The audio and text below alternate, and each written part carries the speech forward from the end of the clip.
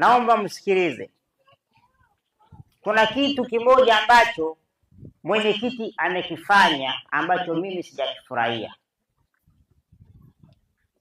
Huyu mimi si niliwasikiliza. Huyu ni kiongozi wa serikali, si ndio? Mimi huwa nakasirika na kuchukia na huwa nakuwa mbogo mtu anapotumia madaraka yake kumuumiza mtu. Kwa mfano, mimi ni mkuu wa wilaya, si ndio? Nikimuumiza mtu yeyote, hawatasema Magoti, watasema serikali ya Samia, si ndio? Huyo mkuu wa wilaya anaonea watu na nini? Wazee wangu mlioko hapa mnajua Kisarawe hapa ilikuwa inaendeshwa kibabe.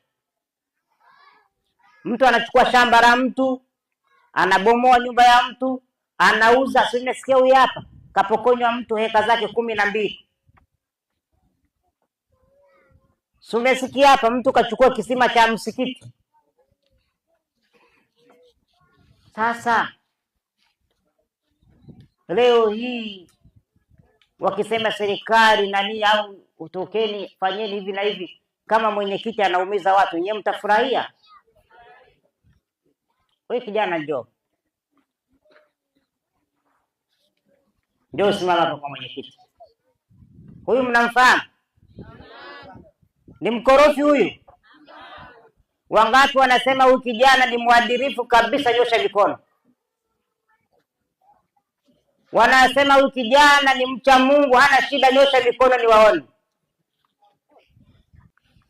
Hivi karibuni mwenyekiti akampigia huyu simu, nenda sehemu unichukulie mzigo wangu.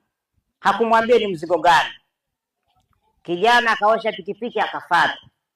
Katika kuja sijui aliporwa, sijui alifanyaje, ule mzigo kwa umepotea. Mwenyekiti akasema alimtuma huyu, huo mzigo ulikuwa ni pesa, alienda kuchukua kwa mtoto wa huyu. Mwenyekiti anasema ni 3,300,000.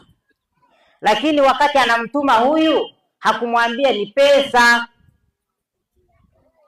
Na kama pesa zilitakiwa zitumwe za mtoto wa huyu, kwa nini mtoto wa mwenyekiti asingemtumia kwenye simu au angemwambia kanichukulie pesa? Hilo sio shida. Kilichonisikitisha, mwenyekiti akamkamata huyu kijana, akampiga, akamfunga pingu. Na mwenyekiti ana pingu za polisi. Mimi nikamuuliza mwenyekiti, huyu kijana alipata shida sana akaogopa. Na baada ya mwenyekiti kumpiga huyu kijana, akamlazimisha akamsainisha fomu ile 3,000,000 anachukua nyumba ya huyu ya mama yake.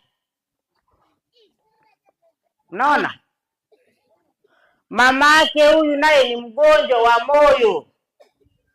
Na ndio wazazi mlivyo na huruma. Mama wa huyu akamwambia, mwanangu, mimi nakutaka wewe, kama ni nyumba serikali imeng'ang'ania wape. Kijana akaandika document ile kwa mwenyekiti, akamwandikisha hii ya mwenyekiti. Mwenyekiti akachukua nyumba ya mamake na huyu. Na kibaya zaidi, mwenyekiti akamuondoa huyu kwenye nyumba. Huyu akabidi atafute chumba cha shilingi 40,000 kapanga, kahamisha na vitu. Mwenyekiti akafunga nyumba na kufuri, kaondoka nayo.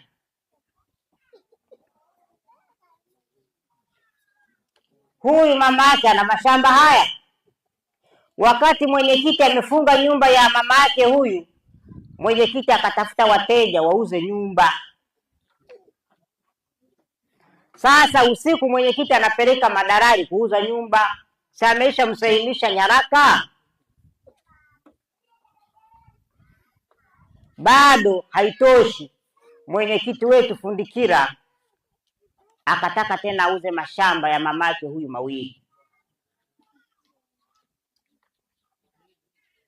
Sasa wananchi, Mimi nataka msiseme mimi kwa kuwa ni DC. Chukulia huyu kijana ni mwanao, mwenyekiti wa serikali amemtendea hivyo mwanao, alafu mwenyekiti anakuja anakaa hapa mbele. Unafikiri kwa hizo huyu anafaa kuwa mwenyekiti? Semeni ukweli, anafaa kuwa mwenyekiti?